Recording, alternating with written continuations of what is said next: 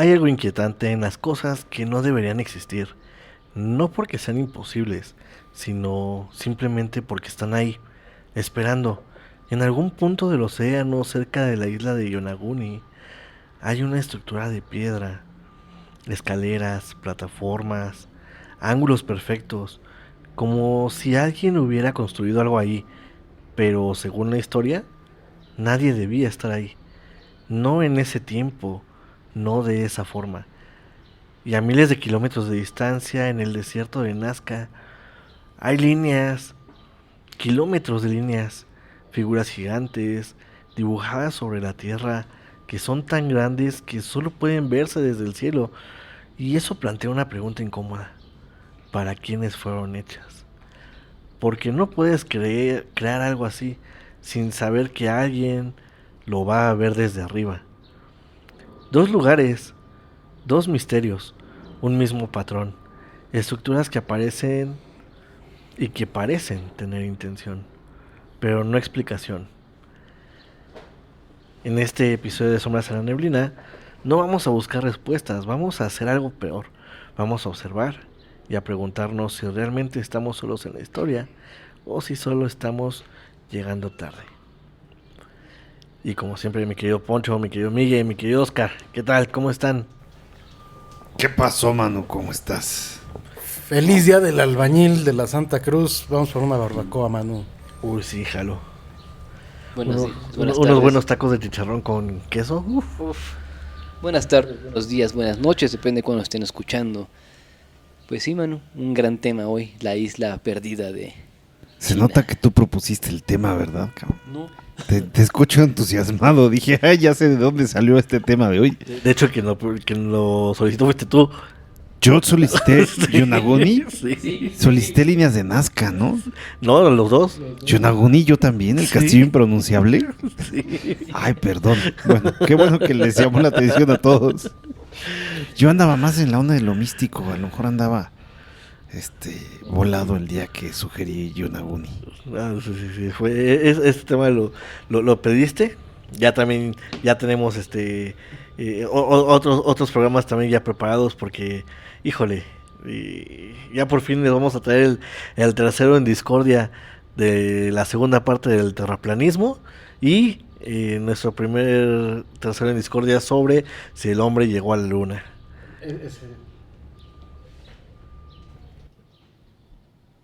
Y estaba buscando quién había pedido este episodio. Y fue el 4 de diciembre del 25, no me echen la culpa a mí. Oscar dijo, estructuras inexplicables, Stonehenge, la ciudad submarina de Yonaguni, las estatuas Moai de la isla de Pascua, las líneas de Nazca, el portal de Aramu, Muru y las pirámides de Egipto, among others. Eso lo dijiste tú. No me acuerdo lo que cené ayer. ¿Quieres que me acuerde algo que pasó el año pasado? 5 de diciembre. Ya sabía yo que yo no había pedido el tema, pero es un tema entretenido. Hablemos del tema, ¿no? Y además ahorita me estoy preparando porque me tocó a mí defender. No que los hombres no han llegado a la luna, porque si mi postura va a ser defender que el hombre no ha ido y regresado de la luna. Con lo que eso implica. Entonces, pero bueno, eso es para nuestros episodios de Tercero en Discordia, que créanme, los estoy preparando también, que tal vez el Tercero en Discordia acabe convenciéndolos. Llegamos a la luna, llevamos un arpón. ¿No se acuerdan de esa canción? Si los hombres han llegado hasta... También había una de... Ah, yo me acordaba de la Futurama. Sí, también. Pero bueno. Las ruinas de Yonaguni, 1986, isla de Yonaguni, en Japón. Se encuentran a 25 metros de profundidad. Unas ruinas que se estima tienen entre 8 y 10 mil años, llamadas la Atlántida japonesa. Se encuentran cerca de la isla de Yonaguni, por eso se llaman ruinas de Yonaguni, en el archipiélago de Ryukyu, allá en Japón, y fueron halladas en 1986 por un arqueólogo japonés y tiene una superficie de 100 por 60 metros, o sea, un campo de fútbol si ustedes quieren, un poquito más grande. Y no se sabe nada, pero se especula, se propone que es una ciudad hundida y que estos restos representan altares, fosas y demás. Obviamente al estar sumergidas 20 y tantos metros de profundidad y haber estado ahí durante 10.000 años, tiene una cantidad de erosión monstruosa y se dice que muchas de las formas que se pueden observar, formas escalonadas, picos y demás, se deben a 10.000 años de erosión de estar en el agua salada durante tanto tiempo. Hoy en día es un punto de buceo, es una zona muy popular para bucear, que ahí está, y vale la pena que se dé una vuelta. Ahora vamos al tema que les emociona a ustedes, que son las líneas de Nazca. No, yo sí quiero escuchar más de Yonaguni y creo que sí traen bastante material. Poncho trae bastante de Yonaguni. Bueno, para empezar, Yonaguni es una isla cercana a Taiwán, entonces sí se puede decir que es China, aunque les duele a muchos. Lo interesante es que tiene su propia cultura y su propio idioma, esa isla. No hablan un chino como tal, o no hablan un idioma muy parecido al que se habla al cantonés o al chino común, ¿no? Lo importante, como ya mencionó Oscar, en el 86 un buzo bajó, estaba buceando y se encontró con esta estructura donde vio escaleras, plataformas rectas y muy parecidas a las pirámides mesoamericanas, ¿no? La teoría dice que, dos teorías, ¿no? Que fue formado naturalmente, que yo sí lo dudo mucho, y la otra es que sí sea una ciudad desde 10.000 años. No sé ustedes cuál quieran creer. Desde luego que se trata de una estructura creada por el hombre, pero que muchos de los rasgos de la estructura que hoy ves, pues sí se deben a la erosión. O sea, varios de los escalones, varios de los picos, obviamente se crearon por erosión, pero sí, a partir de una estructura humana de 8 o 10 mil años. O sea que si hubiera pasado más tiempo esa estructura, ¿hubiera desaparecido ya totalmente? O sea, ¿sí pareciera que fuera una estructura y fue erosionada? ¿O entendí mal? No hubiera desaparecido totalmente, pero se hubiera deformado más. O sea, gran parte de cómo la conocemos hoy se debe a la erosión, no es como estaba hace 10.000 años. Y es que hay científicos que dicen que está hecha de arenisca. Entonces que justo por las corrientes marinas, supuestamente, ¿no? Que es lo que ha hecho estas líneas en esta superficie. Obviamente muchos dicen que no, que sí es mano de obra humana, o quizás no humana, pero que no es por el agua. Pero está este debate. ¿Qué más?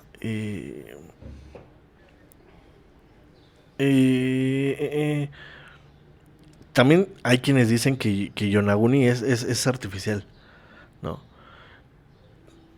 Sí, es artificial. Sí, es artificial, fue creada por el hombre hace 8.000 años.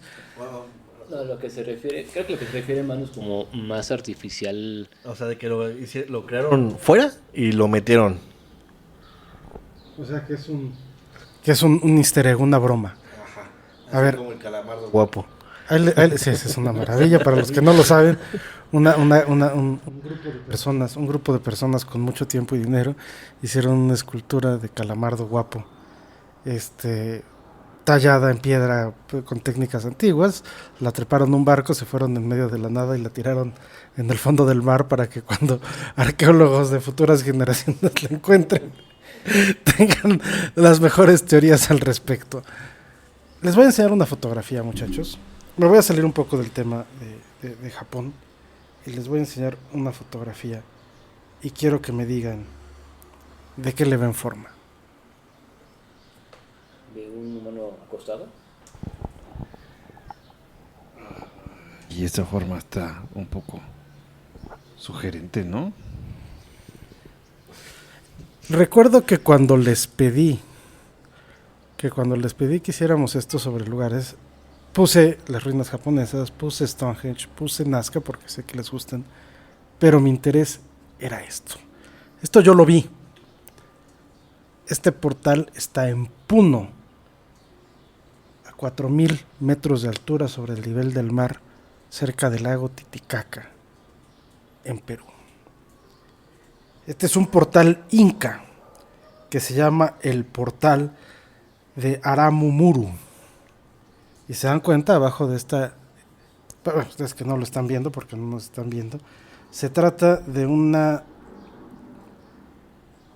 puerta que está enmarcada en piedra, y arriba de ese marco de piedra hay piedra tallada muy grande, gigantesca, que uno de lejos pareciera que está viendo a un gigante de piedra acostado sobre este portal. A ver, déjame verlo otra vez porque a mí me pareció que vi solamente una parte del gigante. Te tienen pan, piensa, muchacho. Mi hermano le vio la cabeza de otra forma. Creo que hay que echarle mucha imaginación, pero sí es impresionante el tallado de la piedra. Y entonces estábamos hablando de que esta roca de 7 por 7 metros en Puno, ahí por el lago Titicaca, la utilizó, o se dice que se utilizó ese portal que tiene abajo, en que tiene una puerta, por el sacerdote Aramumuru, inca, por eso se llama el portal de Aramumuru, que cuando lo estaban persiguiendo los conquistadores españoles a principios del siglo XVI, se metió por la puerta y se fue a otra dimensión. Y entonces, desde entonces, se entiende que este portal, el portal de Aramumuru, es una fuente, es un punto de concentración de energía. O sea, si ustedes van ahí a Puno, a Titicaca, a la región de Collao, desde luego vayan de Titicaca y quédense una noche en la montaña, es lo mejor que pueden hacer. Pero hay en una isla, pernoctar en una isla en medio del lago a 4200 metros de altura, yo no sé, se la pasan muy bien. Pero también vayan aquí. Se hacen expediciones de místicos y de gente que tienen esta espiritualidad. Uh-huh. Y ahí mismo te explican todos los fenómenos paranormales que han ocurrido en este portal que te lleva a otros planos. Y ahí viene la pregunta. ¿Ustedes saben de portales hacia otros planos? Ya hablamos aquí un día del Cerro del Charro, ¿no? De la leyenda del Charro Negro. Es correcto, la leyenda del... No la del Charro Negro, sino de la que está ahí en San Luis, ¿no? O era en Jalisco, ¿no? Que te metes a otra dimensión donde el tiempo pasa de manera distinta. También hay una... No sé muy bien si es un portal, pero es un caso que se dio de un chico que desapareció en su cuarto. Y que este chico dice que se lo llevaron los ovnis. Bueno, los extraterrestres, ¿no? Pero que es como un portal porque tenía muchos jeroglíficos, muchas simbologías, muchos símbolos más bien. Y sí, o sea, el chico desapareció de la nada, nadie lo vio salir incluso de su habitación. Entonces, no sé si también se puede considerar. Tengo que investigar muy bien el nombre de ese caso, pero también llegó a ser muy famoso porque llegó a salir hasta en noticias.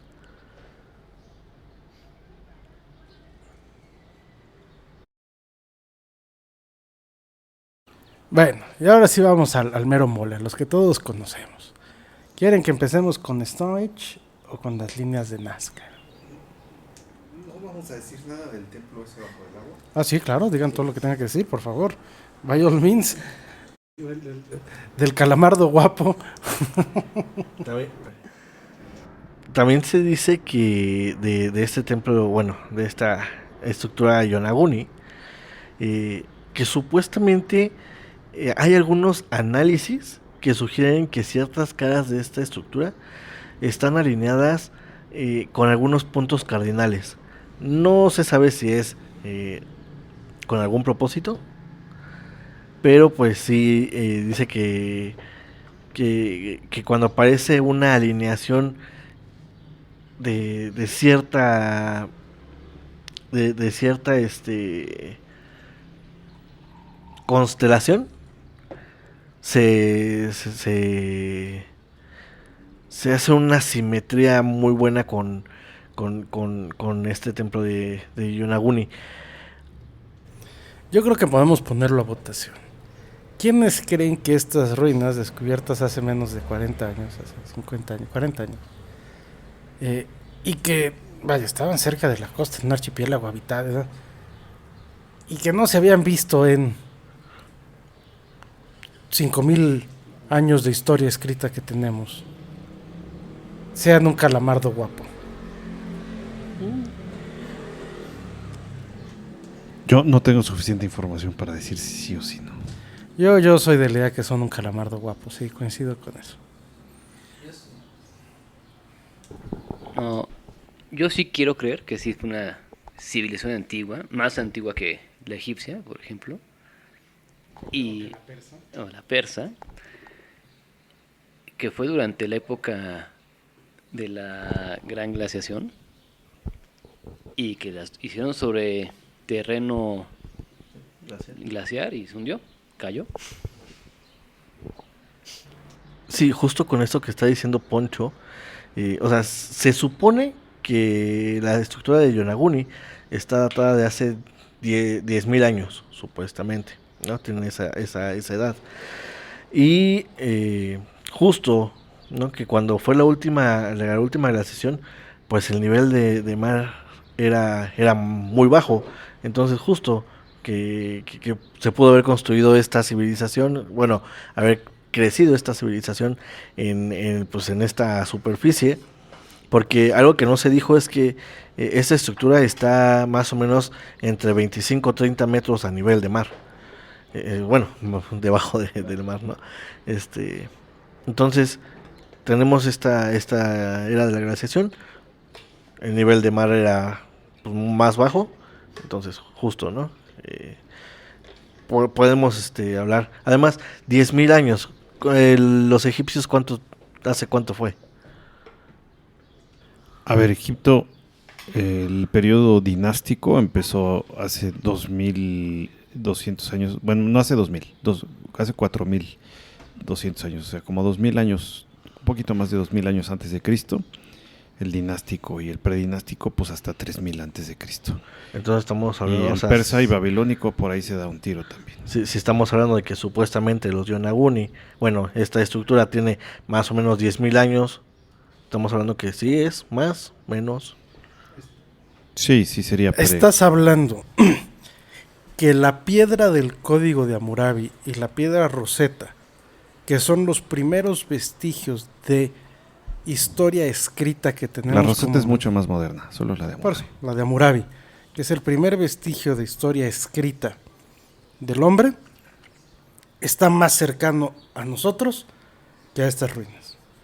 O sea que si tú vivieras en la época de Hammurabi, estas ruinas serían más viejas para ti que el código de Hammurabi para nosotros. O sea, estás hablando de una cantidad de tiempo monstruosa,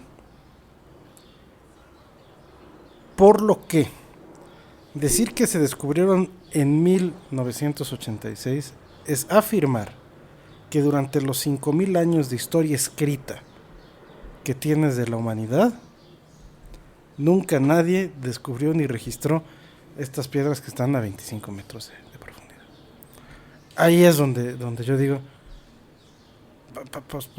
pues está muy nalgona para que sea paloma, ¿no? No omitamos, digo, como estructura está interesante, como para reflexionarlo, pero no omitamos que las pinturas de Altamira y de Lascaux, creo que estás hablando de cerca de 20, 30 mil años. Inclusive hace poquito se hizo un descubrimiento en Asia de unas pinturas rupestres que le estaban pegando a los 70,000 años de antigüedad. Eso ya se pone interesante ahí, ¿eh? Yo no estoy poniendo en discusión que el humano de hace 10.000 años... No, es para ponerlo en perspectiva de tiempo. Yo no estoy poniendo en discusión que el humano de hace 10.000 años pudiera tallar piedra. Claro que podía tallar piedra. Yo estoy poniendo en discusión que todos nuestros ancestros de los últimos 5.000 años no hayan visto una ciudad en el mar a 25 metros de profundidad junto a un archipiélago habitado. Sí, sí me explico por dónde va el calamardo guapo. Bueno, por ahí.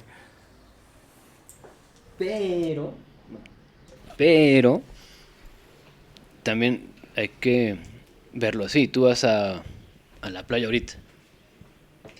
Vas a, no sé, una que esté despejada del Caribe, ¿no? Tú ves hacia el fondo y ves estructuras de piedra. Ves piedra nada más. Desde donde se ve esta estructura solo ves piedras. Montones. Ves como cualquier otra cosa, no ves como una estructura como tal. Ya hasta los 80s que empiezan a bucear las personas, ya que es más, es más fácil acceder al tanque de oxígeno y bajar, porque este güey estaba buscando tiburones martillo. Era un biólogo marino que lo descubre. No está buscando una estructura.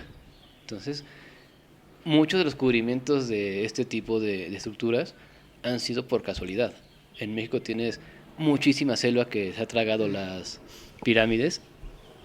¿Y cuánto tardan en encontrarlas? No, bueno, en México no es que las encuentren, están ahí, nada más que cuesta muy caro descubrirlas y mantenerlas, mejor las dejas cubiertas por selva. No, o sea, la coincidencia más grande que existe, y coincido con eso, no es que no se haya descubierto, es que no se había relacionado. Y es el del meteorito de Chicxulub allá en Yucatán, que Pemex era consciente del cráter, era consciente de la geología del cráter, pero no era consciente de lo que significaba.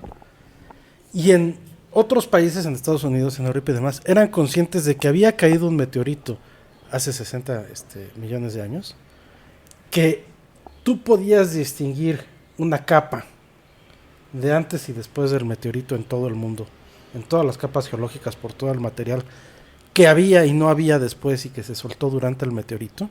Uh-huh. Y entonces los ingenieros de Pemex sabían de la existencia del cráter, sabían de la existencia de las características geológicas que tenían. Los arqueólogos y los historiadores gringos, europeos, etcétera, sabían que hubo un meteorito, sabían las características que tenían que tener, pero durante más de 50 años no hubo comunicación entre unos y otros, y no fue hasta, que fueron los 80s, 90s, en el 90 y tantos, que se unieron las teorías, dijeron, ahí fue. ¿Ah? Pero tenías registros por ambos lados. Solo no habían dicho, oye, cabrón, lo que tú tienes aquí es lo que yo estaba buscando. ¿Estás de acuerdo? Pero hablamos de una época glacial también. ¿Cuánta información se puede perder durante cuando se derriten los glaciares, cuando se derrite todo eso? ¿Cuánta información no se perdió? No tenemos aquí tenemos el punto A y el punto B por esto y esto y esto, porque las ciudades estaban acá, ¿no? No estamos jugando al abogado del diablo. O sea, yo sé que a todos nos encantaría pensar que esa estructura fuera hecha por alguien y que nos dijera algo. Lo que estamos esperando es que las piedras nos cuenten historia. Perdón, Manu, quisiera hacer una acotación. Pero justo el año pasado, no sé si igual por temas de cómo ha subido y bajado el nivel del mar, ¿no? en el mundo, algunas costas como el norte de Europa, inclusive ahí están los Países Bajos, son costas que se han ido retrayendo y avanzando a lo largo de la historia de los tiempos. Y justamente en la costa noreste de Francia, que es la que da un poco hacia Gran Bretaña, si mal no recuerdo, el año pasado se encontró una muralla a la cual se le estimaban 7,000 años de antigüedad. 7,000 a 10,000 años de antigüedad. Y dijeron, o sea, yo creo que falta mucho investigar al respecto. Efectivamente, era una estructura que no se había visto, era una estructura que estaba bajo el agua, pero que originalmente estaba a nivel de suelo, y pues especulaciones, ¿no? Pues esto lo hizo una comunidad sedentaria grande, ¿no? Es del Neolítico y es una comunidad sedentaria grande, o sea, esto no lo hicieron 3 changos, esto lo hicieron muchas personas, porque es una muralla que probablemente pesaba o sea, creo que lo que queda ahorita de estructura son toneladas, son miles de toneladas de estructura. Entonces, no, así como para bromita, está, y además en un lugar como es el norte de Francia está complicado, ¿no? Que te hayas podido tú inventar un muro de ciertas dimensiones y lo hayas tú metido allá adentro, y sobre todo con cierto peso. Entonces, obviamente, se empiezan a hacer estudios y se dice, bueno, pues a lo mejor lo estaban ocupando estas culturas y estas civilizaciones para evitar que el mar se metiera, ¿no? O a lo mejor como una trampa para pescar o algo. Pero no era algo menor. O sea, eran civilizaciones, eran asentamientos importantes que pudieron construir estas murallas grandes. No digo que sea el mismo caso de Yoyugani o Yuyugani o Yu-Gi-Oh, pero pues ahí está. Yo comulgo mucho con lo que dice mi hermano, y tú lo has dicho, Pepe, y es algo con lo que comulgamos mucho. Muchas veces creemos que el ser humano de hace 10,000 años era tarugo. No, señor, el ser humano de hace 10,000 años era tan inteligente o más inteligente que el millennial.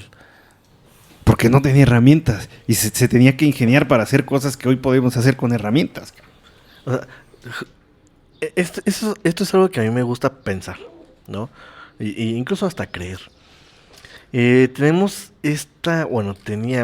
ni siquiera nosotros lo tuvimos, pero llegó a existir esta biblioteca enorme, gigante, cuando todavía era Alejandría, ¿no? Y para los que saben, pues esta biblioteca se quemó. ¿Cuántos manuscritos no se habrán perdido ahí? Que nos hablaban, por ejemplo, de estas culturas que incluso, pon tú, ¿qué tal que los Yonaguni sí los conocían estas personas y dijeron, vamos a hacer nuestro escrito aquí y chalala, chalala, que encontraron el Atlantis o sabían dónde estaba la Atlántida, tenían su pergamino, ¿no? Sus escrituras. Creo que se dice que se perdió el 90% del conocimiento del mundo justamente en el 500 después de Cristo. Exacto. Con ese incendio se perdió demasiada información. Porque además estos señores, los Ptolomeos, ¿no? Los que habitaban Alejandría, era un puerto importantísimo en el Mediterráneo. Porque justamente, otra vez, lo dijimos en el capítulo de Tlatelolco, la ruta de la seda. O sea, todos los barcos que venían de Oriente y todos los barcos que iban a Oriente tenían que pasar a fuerzas por Alejandría. Y si no, pasaban por arriba, pero tenían que pasar ahí. O los que iban a la India. Y deja tú eso. Estos señores, por uso de puerto, si llegaba el barco ahí, decían, ok, te dejo que te estaciones en mi puerto, pero como indicación, así, de a fuerzas, todos los libros que traigas arriba del barco se tienen que bajar aquí, forzosamente. Y se van a hacer copias aquí. Tenían una cosa industrial de escribanos ahí, hacían copias de todo lo que llegaba al puerto de Alejandría y les devolvían las copias a los barcos y los originales se quedaban en Alejandría. Imagínate toda la cantidad de información que no pasó por ahí. Y ahora dirán, bueno, si les regresaban las copias, entonces ¿por qué dicen que se perdió este conocimiento? ¿Cuántos barcos también no se hundieron, no? O sea, No, se hundió y se quemó y todo lo demás. El tema de la información no es que exista o que no exista. A ver, tú le escarbas en cualquier lado, en México o en cualquier lado del mundo, y le escarbas y encuentras un muro o encuentras un escrito o encuentras algo.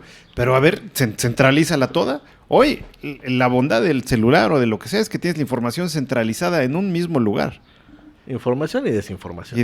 Imagínate que la tuvieras, bueno, y también ocurría en la Biblioteca de Alejandría. Si todo se copiaba, no se filtraba sobre lo que era leyenda, lo que era mito y lo que era no mito, ¿no? Pero lo que sí es un hecho es que estaba centralizada en un mismo lugar. A mí sí me hubiera gustado conocer el Tártaro, enfrentarme al Minotauro. Bueno, hay cosas muy interesantes sobre la isla de Creta, se puede hablar al respecto. Sí. Pues igual, o sea, como dicen, se perdió mucha información. ¿Qué tanto pudimos haber estado perdiendo esta información durante esta época de los barcos quemados y de Alejandría quemada y todo?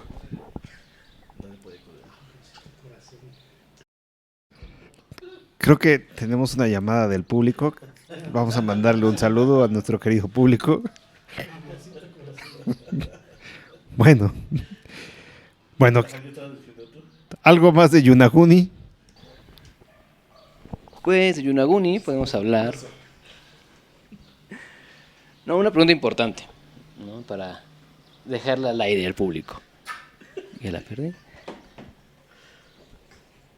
¿No estamos haciendo la pregunta correcta o equivocada? Si es artificial o no es artificial, es qué tanto se parece a algo humano. O sea, qué tanta esta estructura, dejando de lado si es anterior, posterior o lo que quieran, que si hubo una gran... ¿Qué tanto se ha investigado? Exacto. ¿Y qué tan humano es? ¿Qué tan parecido al humano es? ¿No? Pues mira, ahí sí, cuando algo te llama la atención, cuando algo te inquieta, lo investigas mucho, ¿no? Y por lo que estuve buscando de Yonaguni, o sea, sí te dicen que es una estructura que no se sabe si es natural, si es hecha por los humanos, ¿no? No se sabe la historia, no se sabe el origen, pero ya, o sea, no, como que no se ve más investigación. Entonces, siento que eso también hace que como que pierda credibilidad, siento yo. Como que no lo tomaron en serio. Ajá, A diferencia de las líneas de Nazca. exactamente, y es a donde vamos. A ver, tú nos querías, desde ese rato estás... Oscar quería hablar de Stonehenge. Dice de Nazca y de Pero de Stonehenge. Nazca.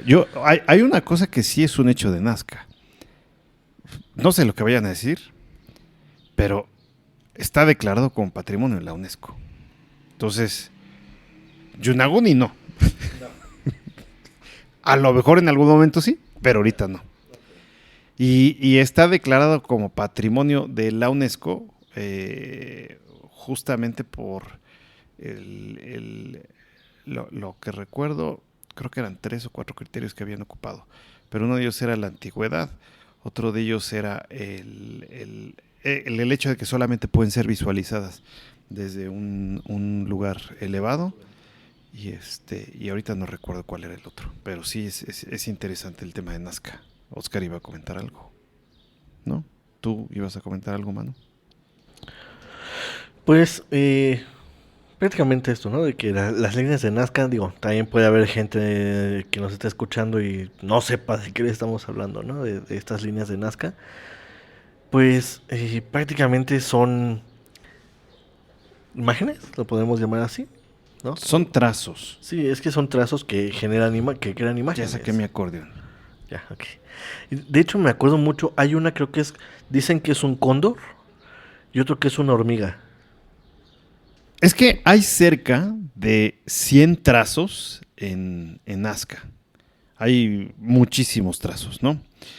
Y sí, ya tengo aquí el por qué fue lo de la UNESCO, ¿no? Es testimonio de una civilización. Testimonio único de una civilización.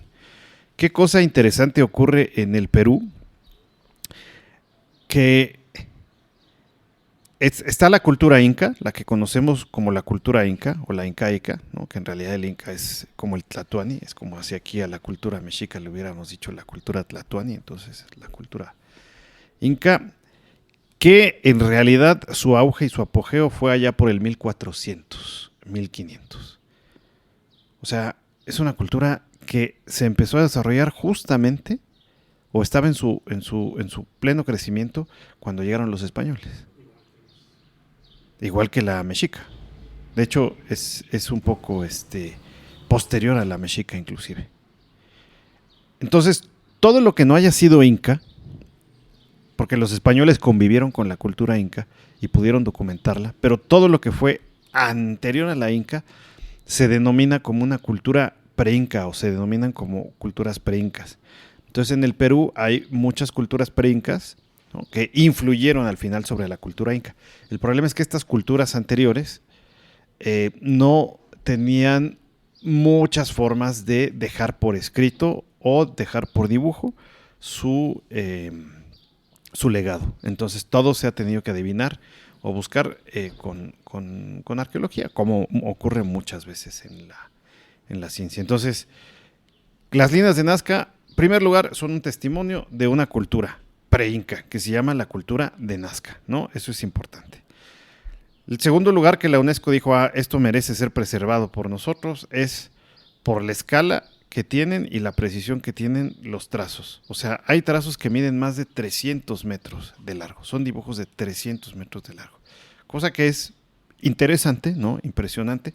No sé si da como para decir que lo hayan hecho extraterrestres, pero está bastante impresionante. Y ya me imagino, tenemos el platillo volador acá y un marcianito moviendo una palanquita de láser ahí, moviendo para hacer los dibujos. Pero yo me equivocaba, dije que era un cóndor y una hormiga. No, es un colibrí, un mono y una araña. Hay más, y justo ahora voy a llegar a eso. Porque el otro tema de las líneas de Nazca están integradas con el entorno. ¿Esto qué quiere decir? Que sabían exactamente estos cuates dónde trazar en el desierto, dónde rayar o dónde levantar. Ese desierto y esa superficie tiene la característica de que sopla muy poco viento y puede permanecer años inalterado. O sea, si tú rayas en el piso, con cierta manera, el desierto no lo va a cubrir de arena. Eso se va a mantener así. Por ahí dicen que se oxidan las piedras, que los minerales, no sé qué. O sea, eso es interesante. Y el siguiente tema es el significado cultural y espiritual. A ver, si dijeras esto fue hecho para extraterrestres y los extraterrestres veían el colibrí y el mono y el no sé qué y todo lo demás, pues sí, pero si tú te vas y encuentras la cerámica de las zonas cercanas ahí a Nazca, pues te vas a dar cuenta que muchos de los motivos de las líneas de Nazca están en la cerámica. ¿Y qué motivos son los que encuentras tú ahí en Nazca? Pues encuentras animalitos importantes para ellos, ¿no? Encuentras el famoso colibrí, y el colibrí, a ver, el colibrí es un polinizador, entonces el colibrí está asociado con que el desierto y los lugares de ahí reverdezcan, ¿no? Y se polinice, y está asociado con la vida y todo lo demás. Ves un mono, ¿no? Ves el famoso mono. ¿De qué te habla el mono? Bueno, para los que no sepan, o los que no estén familiarizados, en la zona del Perú, en especial lo que era en esos momentos el territorio de los incas, tenían una zona que estaba pegada hacia la playa, su capital que estaba en la sierra, en Cusco, pero si se iban hacia el oriente, estaba la zona de la selva profunda, la selva del Amazonas, que además es ahí justamente, justo donde empieza la selva, donde está construido Machu Picchu. Y es donde se dice que huyó la civilización inca cuando llegaron los españoles. Dicen que se fueron a meter a la Amazonia, ¿no? A la selva. Entonces, ¿de qué te habla que tú veas monos en las líneas de Nazca? Pues que sabían perfectamente bien que para allá había selva y había monos y había otras cosas que no se veían de este lado. Entonces, por eso ves los monos. Las arañas, que como en cualquier cultura están vinculadas con un tema de la lluvia, están vinculadas con temas, inclusive en las culturas andinas también está el símbolo de la araña. Obviamente cualquier cóndor, si hay un cóndor, ¿no? Y aves, pues es una ave sagrada ahí en Perú. Y obviamente peces y ballenas y cosas de este tipo, pues que hacen referencia al mar, ¿no? Entonces, hay plantitas, ¿no? Vas a ver árboles, vas a ver flores, ¿no? Que está pues todo eso ligado con lo que te encuentras ahí. Y vas a ver formas geométricas. Formas geométricas les mamaban a los incas, y seguramente les mamaban a los preincas. O sea, la cruz andina es una forma geométrica maravillosa que tiene una profundidad espiritual bestial. Lo que decíamos antes, Cusco. Cusco, ¿no? Las espirales, o sea, todo este tipo de cosas son mucho de ellos. Entonces, pensar que esto tenía otro propósito, a mí el único propósito que me lo parece, ¿no? Yo no digo que no puedan ser extraterrestres, más bien digo que a lo mejor no eran, es que tiene un propósito ritual. Esa es una persona, no es un extraterrestre. O sea, yo sé que se parece a Haití. Es un propósito ritual, Inclusive dicen que las caminaban, ¿no? Decían que hacían peregrinaciones. Hay un sitio ahí cerquita que se descubrió hace poco que se llama Cahuachi, si mal no recuerdo, donde hay un templo que es una veneración al sol, y muchas de las líneas de Nazca apuntan hacia Cahuachi. A ver, no quiere decir que Cahuachi fuera el centro más importante, sí es un centro importante, pero lo que se entiende es que había centros ceremoniales que eran células o eran como nodos. Y entonces verás que las líneas de Nazca están relacionadas con estos centros ceremoniales y a lo mejor las mismas líneas eran formas de hacer peregrinación o formas de hacer ritual o lo que fuera. Pues si jugamos a la víbora de la mar hoy, que no jugaran a la víbora de la mar en el cerro está padre. Y para trazarlos, pues tampoco, o sea, seguimos creyendo que la gente que no vivió en este siglo es pendeja. ¿De verdad creemos eso? Oye, es que, ¿cómo hicieron esa torre tan grande con unos planos que dibujaron en su escritorio? Pues precisamente porque los planos te dicen cómo. Si tú haces el trazado en una cuadrícula así pequeñita, ¿no? Y dices, a ver, voy a hacer el trazado de una tarántula. Y esta raya de aquí mide 1,5 cuadritos. Y luego sabes que tienes cuadros de a lo mejor 100 metros de largo, ¿no? Entonces dices, 1,5 cuadritos. Ah, pues mira, yo aquí me voy caminando 150 metros. ¿Qué no sabían hacer proporciones? Les voy a poner una cosa en perspectiva. Quiero que alguno de ustedes todos los días salga, apunte la posición del sol y las estrellas, tal, y luego durante 2 años, 3 años, 10 años, y con base en esas observaciones que hagan, logren hacer un calendario de 365 días con años bisiestos, tan precisos como estos cuates las hicieron. Y entonces es cuando dices, caray, pues no está tan fácil. Entonces ahí tienes un legado de que el humano anterior pues sabía sumar y restar y sabía sacar proporciones. Y pon tú que no todos se sabían, o sea, no todos eran pitagóricos, si tú quieres. Pero todos estos conocimientos se tenían, o sea, tú vas a cualquier zona maya y ves este famoso, el arco maya que se usaba en la construcción, pues eso ya es un principio de construcción pues más bien avanzado. O sea, sabían lo que estaban haciendo estos cuates. Entonces no podemos decir, estos eran mensos solo porque son peruanos, y no podían hacer unas rayas en el piso, pues no friegues. Sí, justamente. Y creo que de niños, pues no sé si alguna vez llegaron, o en la playa, ¿no? Todos llegamos a hacer un trazo o algo así. Y los que son más versados en el arte y todo. A ver, yo, nada más por no dejar, ¿cómo se llamaba el de Nickelodeon? El de Art Attack, que hacía unos dibujos así que solamente se veían bien desde arriba, ¿no? Y él lo hacía, pues no sé cómo lo hacía, pero, o sea, no sé si tenía sus guías o algo, pero los hacía, ¿no? No me parece tan descabellado un tema de...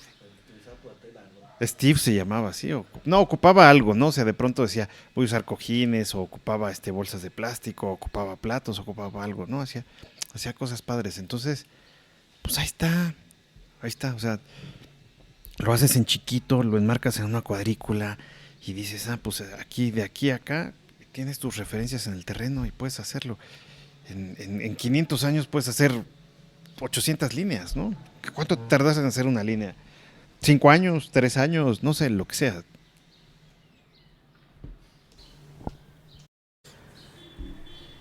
En 1986 se declaró Patrimonio de la Humanidad por la UNESCO. Stonehenge también. Entonces, cuando hablamos de cuáles de estas cosas podemos decir que son Patrimonio de la Humanidad, podemos hablar de las líneas de Nazca, podemos hablar de Stonehenge. Stonehenge, bueno, está ahí en la isla del Reino Unido, como bien sabemos. Se estima, por la datación de radiocarbono, que fue erigida hace unos 4.500 años, o sea, en el 2500 antes de Cristo. ¿Sobre qué le aplicaron el radiocarbono? Es duda, porque solo lo puedes aplicar sobre materia orgánica. Se tiene una piedra azul con materia orgánica. Entonces tienen esta famosa piedra azul que se llama, que tiene materia orgánica dentro de Stonehenge. Lo cual te diría que al menos lo que haya estado en esa piedra azul tiene 2000 y tantos años, que no que es lo mismo que las estructuras de Stonehenge tengan esa edad. Sino más bien te habla del adorno que pudiera haber tenido, ¿no? ¿Y qué cosas curiosas tienen justamente para regresar al no eran tan mensos?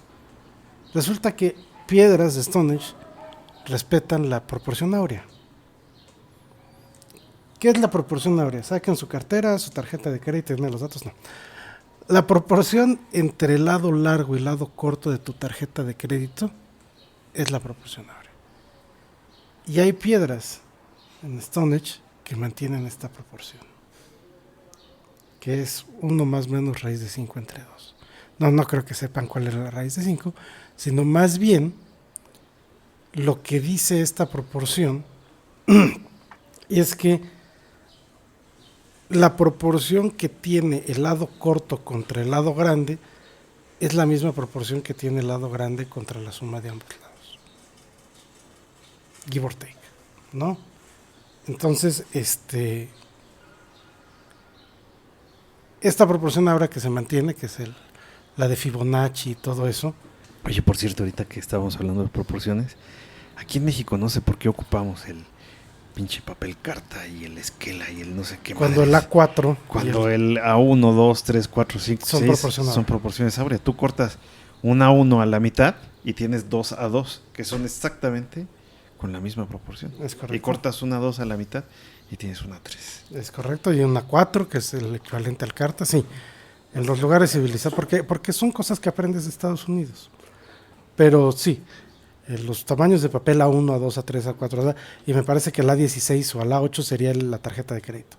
Que también Y ese no lo trajeron los extraterrestres. No, pues la proporción áurea es un principio básico que tú tienes cuando empiezas a entender proporciones. O sea, antes de tú poder medir cosas, las proporciones que te son evidentes son la proporción áurea y pi. Y son conceptos que hoy vemos como muy complejos, pero que en realidad son el fundamento de todo, ¿no? Y que son muy difíciles de describir, pero no de replicar. O sea, yo te digo, pi es 3 puntos, está dificilísimo. Yo te digo, la proporción áurea es 1 más menos raíz de 5 entre 2, o si quieres, las soluciones de 1 menos 1, 1 al cuadrado menos x al cuadrado menos x menos 1 es igual a 0, que es la ecuación característica de Fibonacci. Pues te estás complicando mucho y haces que la gente no lo entienda. Pero si tú se lo explicas gráficamente pi o un cuadrado de estas características, es muy fácil entenderlo y transmitirlo. Solo que hoy lo complicamos porque la educación pues es... Tratamos de hacerla lo más complicada y lo más críptica posible para que nadie la entienda o yo no sepa. ¿Y sabes por qué piedras para observar las estrellas? A ver, imagínate que ya así tú nos pusiste el ejercicio, ¿no? Y dijiste, pónganse a observar el sol durante 365 días. Necesitas al menos 2 puntos de referencia, ¿no? Para poder medir tu paralaje, ¿no? Un hoyito, una mira, lo que sea, una escopeta. Entonces, pues a lo mejor tú de primera instancia te vas a lo más rupestre, a lo mejor te consigues un palito, o te consigues un árbol, o te consigues algo y empiezas a observar y empiezas a hacer anotaciones y todo, y luego quieres más, ¿no? Y entonces dices, bueno, pues a lo mejor me voy a hacer una cosa de piedra, ¿no? Para que esté más quieto y todo lo demás. Y entonces al final estos grandes observatorios de la antigüedad, que eran estructuras de piedra enormes, inamovibles, pues es el Rolls Royce de los observatorios. No es que tú pusieras tu telescopio ahí para ver hacia las estrellas, sino es una estructura que es tan pesada y tan grande y hecha con tanta precisión que la esquina de esa madre allá al fondo, esa esquina que ves allá con esta esquina de aquí, siempre, aunque la tierra se mueva mucho o el suelo se mueva o lo que sea, pues al menos vas a asegurar que van a estar siempre alineados. Y eso quiere decir que tu observación siempre va a ser precisa. Entonces, por eso se asocia que los grandes observatorios de la antigüedad están asociados con estructuras que son inamovibles. Un agujero en una cueva, un monolito, algo muy pesado, ¿no? Inclusive aquí algunas pirámides, observatorios. O sea, tú lo que quieres es que no se mueva. Y en esa cosa que no se mueve, pues tú le haces, y además tiene que ser duradero, no se tiene que desgastar. Entonces ahí tú le haces tus muescas o le haces tus mediciones y contra eso es contra lo que mides. Y tiene mucho sentido entonces que tengas trazos en el piso de manera ritual, de manera invocatoria, etcétera, de animales, de esto, aquello. Y tiene mucho sentido entonces que tengas observatorios de piedras que guarden ciertas proporciones y ciertas longitudes, porque era como los humanos inteligentes de hace 5,000 años medían o expresaban las cosas. Imagínate una tontería. No se ha demostrado y no se ha dicho que Nazca tenga utilidad astronómica, o a lo mejor sí, ¿no? No sé si se diga, pero imagínate que digan, ok, tal evento astronómico ocurre cuando te paras en la cola del chango, exactamente en la cola del chango, y miras la punta del cerro tal.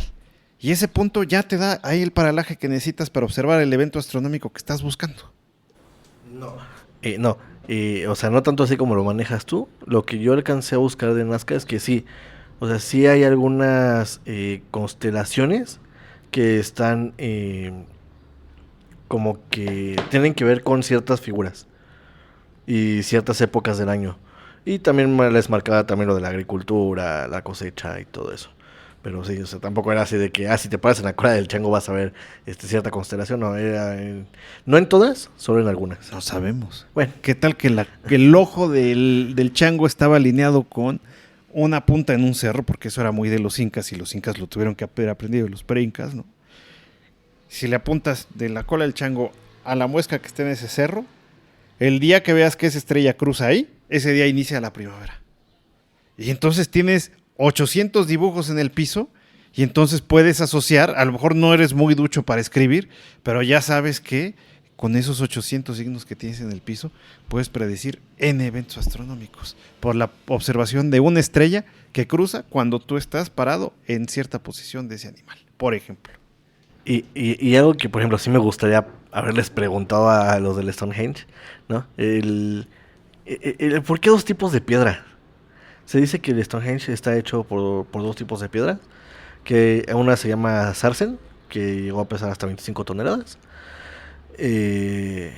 y el otro es el Bluestones, que llegó a pesar de 2 a 5 toneladas. O sea, estamos hablando de una que pesa casi el triple, el cuádruple, es más, hasta el quíntuple, ¿no? que la otra.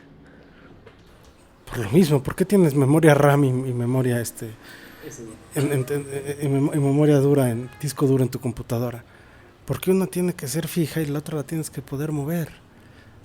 Porque en tus observaciones arqueológicas quieres un parámetro inamovible y otro más variable con el que des. Que no vaya a venir un pendejo y a moverte la piedra porque... Sí, claro. ¿Sí me explico? Claro que tiene sentido. Claro que tiene sentido tener disco duro y memoria RAM. Ahora, ¿por qué te la trajiste de tan lejos? Y es la pregunta, ¿o cómo le hicieron para llevarla hasta allá? La gente tenía... Cuando tenían resuelto su necesidad única, que es comer, hoy a ti porque te interesa que hacer el podcast, que ver la serie, que ver The Voice, que lo que quiera que hagas tú en tu tiempo libre. Pero si ya estás tú tributando y eres el líder o el jefe o los sacerdotes, ¿no? de estas civilizaciones antiguas que no tenían nada que hacer más que predicar y desarrollar su negocio, que su negocio es que sus predicciones fueran cada vez más fregonas, pues ¿no le invertirías dinero tú en eso? ¿No dirías, no, pues sabes qué, vamos a mandarnos traer unas piedras de casa? Es que pesan mucho. ¿Se puede o no se puede? O sea, si algo nos han demostrado las civilizaciones antiguas es que si querían construir pirámides, las construían. Si querían traer piedra de casa del diablo, las iban a traer de casa del diablo.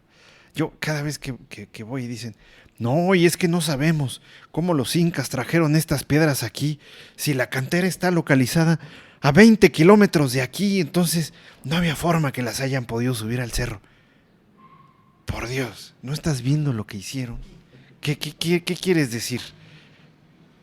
O sea, ¿qué estás insinuando? ¿Que no lo hicieron ellos? Y entonces, hasta donde llegó la humanidad aquí, ¿qué quieres insinuar? ¿Que tampoco llegamos nosotros y que no llegamos a la luna?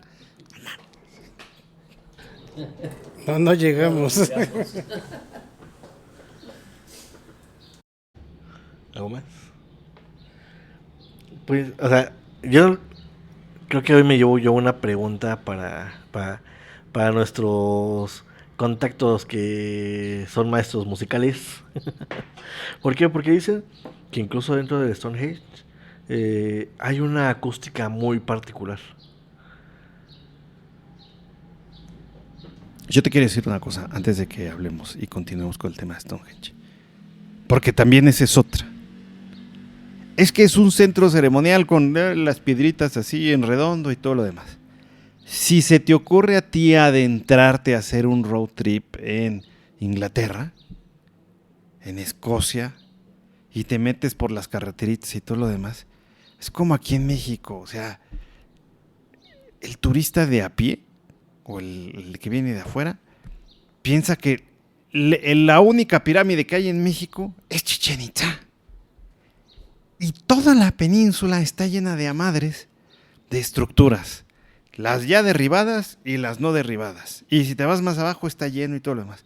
Si te vas a Inglaterra, a Reino Unido, Stonehenge es una. Sí, a lo mejor es la más famosa y es la que fue declarada patrimonio por la UNESCO. Pero hay otras estructuras igual similares, lo que quiere decir que tenían técnicas similares a nivel religioso, a nivel astronómico y todo lo demás, que ves estos montículos de piedras paradas, ¿no? Inclusive ves cierto tipo de enterramientos que también puedes encontrar cerca de Stonehenge, y lo puedes encontrar en varios lugares de Reino Unido. No es la única estructura con piedras así. Hay muchas. Es la más famosa, es la que se mantiene en pie. No, probablemente haya sido la más grande, no sabemos si es la más grande, a lo mejor la que era la más grande se la cargó el payaso. A lo mejor está bajo el mar, ¿no? No sabemos. Pero no es la única. Y eso es lo que, pues entonces dices, ok, si no era la única, entonces, pues sí sabían lo que estaban haciendo, ¿no? Pues, Perdón, te interrumpí, ibas a cerrar con algo. No, era justo esto de que se dice que dentro del Stonehenge hay una acústica muy extraña y que a pesar de que está al aire libre, genera eco. Entonces, yo le llevaba esa tarea a nuestros músicos, a ver qué teorías tenían. Panchito te diría que seguramente hay una superficie sumamente fuerte y rígida. Por eso se las voy en la noche les preguntaré. Ya les diremos la respuesta en el siguiente episodio. O él mismo se las dirá. ¿Quién sabe? Pero perfecto, bueno.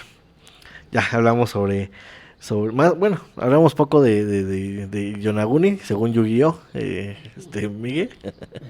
Hablamos sobre las líneas de Nazca, también muy superficialmente. Yo creo que da para mucho. Y también sobre Stonehenge. Chicos, ¿algo más que quieran poner o más que quieran hablar? No, mano, muchas gracias por el episodio de hoy, muy disfrutable. No los dejé hablar, una disculpita. No, está bien. Se ve que hiciste tu tarea. Mi querido Oscar, mi querido Poncho, mi querido Pepe, pues muchísimas gracias por este episodio interesante, la verdad. Nada más, principalmente íbamos a hablar sobre uno, terminamos hablando sobre 3. Pero pues, como siempre, ¿no? Mientras más interesante la plática, mientras más... Hay una persona bien interesante referente a las líneas de Nazca, y son ese tipo de personas que luego le hacen mucho bien a la historia y no se andan con teorías conspirativas ni nada. No es peruana, creo que es alemana, se llamaba María Reichek, y creo que el aeropuerto del que salen los aviones para sobrevolar las líneas de Nazca, y de hecho el aeródromo de Nazca tiene su nombre, María Reichek.